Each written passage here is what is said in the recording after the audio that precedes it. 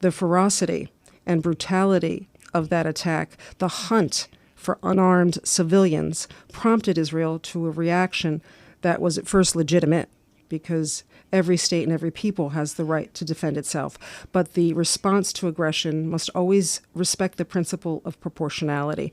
This applies to individuals and all the more so to states. And Israel has exceeded that limit with a large-scale war disproportionately involving the Palestinian civilian population. And it is in crossing this limit that the Jewish state has ended up violating humanitarian norms, causing a massacre among civilians. This choice, which Italy has repeatedly deemed unacceptable, will lead us to vote in favor of some of the sanctions proposed by the European Commission against Israel. But we do not side with those who heap all the blame for what is happening in Gaza on Israel, because it was Hamas that unleashed the war. It is Hamas that could end the suffering of Palestinians by immediately releasing all the hostages. It is Hamas that seems intent on thriving on the suffering of the people it claims to represent.